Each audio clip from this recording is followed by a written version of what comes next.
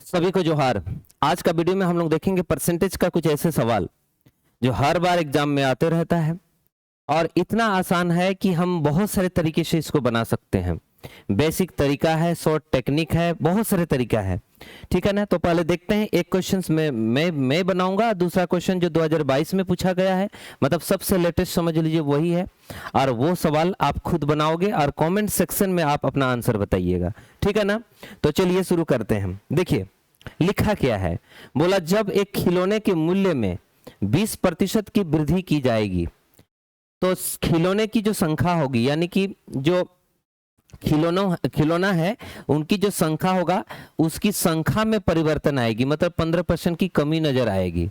तो सवाल में बोला दुकान की कुल बिक्री पर क्या असर पड़ेगा। 3 कैरेक्टर है बाबू, ऐसे सवाल में 3 कैरेक्टर होते हैं। एक होता है रेट, दूसरा होता है क्वांटिटी और तीसरा होता है एक्सपेंसेस, मतलब बिक्री, मतलब सेल्स। इन दोनों को गुना करेंगे तो ये आता है हमेशा। ये हम लोग सब कोई को जानते हैं, हाँ, सबको ही मालूम होगा, है ना, सभी को मालूम होगा ये चीजें।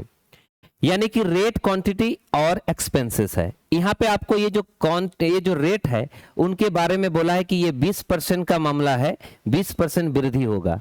अगर रेट बढ़ता है तो अक्सर देखा गया है कि इसका जो क्वांटिटी है, नंबर ऑफ जो खिलौना है या फिर जो बिक्री होगी उसकी जो मात्रा होगी उसमें कमियां नजर आती है, कमियां होती है, मतलब कम हो जाता है बिक्री बटा।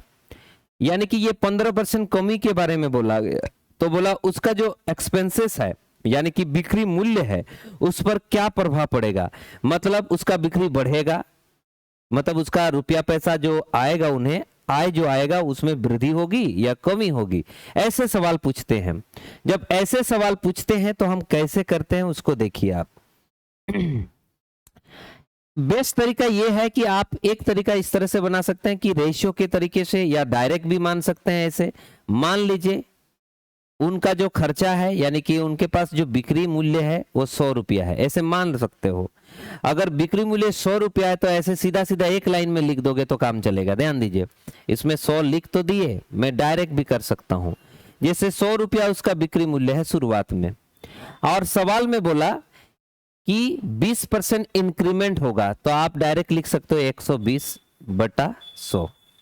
और उसके बाद बोला उसके 15% की कमी भी आएगी, इसका मतलब आप 85 बटा क्या लिख सकते हैं, 100। कमी आएगी 15%। अब लास्ट में देखेंगे कि कुल मिलाकर हुआ क्या, वो हमें देखना होगा। अगर वृद्धि हुआ 100 से तो हम बोलेंगे लाभ हुआ, अगर कमी हुआ तो फिर बोलेंगे हानि हुआ। बस इतना ही कहानी है। तो इनको काट देंगे। ये 6 बार में कटेगा, ये 5 बार में कटेगा, ये 17 5 बार में कटेगा, और ये 17 6 बार में गुना होगा। 6 7 42 और 6 1 10। यानी कि 100 रुपया था उनका बिक्री, अब हो गया 102। इसका मतलब 2% की वृद्धि हुई। एक तरीका तो ये है, बस खत्म। दूसरा तरीका का अगर मैं बात करूं, इसको मैं छोटा कर दे रहा हूं। तो दूसरा तरीका में क्या होगा, आप सभी को मालूम होगा एबी रूल के बारे में। एबी रूल या फिर इसको बोल सकते हैं प्रतिशत चेंजेस। एबी रूल क्या होता है कि जब भी 2 परसेंटेज वैल्यू दिया रहे, चाहे वो वृद्धि बोले या कमी बोले या दोनों ही वृद्धि बोले या दोनों ही कमी बोले, उस केस में उनको एक सिंगल प्रतिशत में बदलने का एक जरिया होता है एबी रूल। सीधा सीधा लिखिएगा, 2 ही ऐसा परसेंटेज होता है जिससे आप एबी रूल का इस्तेमाल कर सकते हो। जैसे 20% वृद्धि बोला तो +20 लिखेंगे, और 20% 15% कमी बोला तो -15 लिखेंगे। यानी कि +20 -15 प्लस माइनस माइनस, ऊपर में दोनों को गुना करेंगे और बटा में 100 लिखेंगे। बस इतना ही काम है। जब इनको सॉल्व करेंगे तो 5 आएगा, और जब इनको सॉल्व करेंगे तो यहां से काट सकते हो 5 बार में, और यहां से काट सकते हो 3 बार में। यानी कि कुल मिलाकर हमारे पास जो रिजल्ट आ रहा है वो +2 में आ रहा है। ये जो प्लस साइन यहां मिलेगा, उस प्लस साइन का मतलब ही होता है वृद्धि होना। लाभ हानि का कोई चैप्टर से रहेगा तो हम बोलेंगे प्रॉफिट हुआ, और अगर परसेंटेज से रिलेटेड कुछ होगा तो हम बोलेंगे वृद्धि हुआ। यानी कि 2% का वृद्धि हमारे पास दिखाई दे रहा है। प्लस में है इसलिए वृद्धि, माइनस में होता तो कमी बोल देता। ऐसे तरीके से हम बनाते हैं। एक तरीका ये था, एक तरीका ये था, लेकिन मैं कहूंगा बुरे वक्त अगर आता है तो हमको ये दो तरीका हटा देना है, मतलब ऐसा तरीका बिल्कुल नहीं करना। तो तरीका कैसे होना चाहिए, ये है बेस्ट तरीका अभी जो मैं बताने वाला हूं वो। जैसे कहीं 20% लिखा है वृद्धि, यानी कि 1/5 वृद्धि, और 15% लिखा है कमी, इसका मतलब 3/20%, मतलब 3/20। तो कमी बोला है और यहां वृद्धि बोला है। यानी कि मान लीजिए शुरू में उनके पास रेट जो था, ध्यान दीजिएगा, जो शुरू में रेट था वो पहले 5 रुपया था रेट, तो 1 रुपया वृद्धि हुआ होगा, यानी कि 6 रुपया हुआ होगा। अगले बार तो बोलेंगे क्वांटिटी के बारे में बात हुआ है। क्वांटिटी मतलब मात्रा, मात्रा मतलब वस्तुओं की संख्या।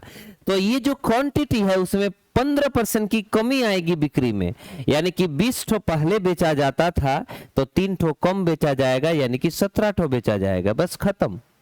आप चाहे तो इसमें काट के छोटा कर सकते हो, इधर और इधर वाला से, इधर 10 और इधर 3, ऐसे काट सकते हो।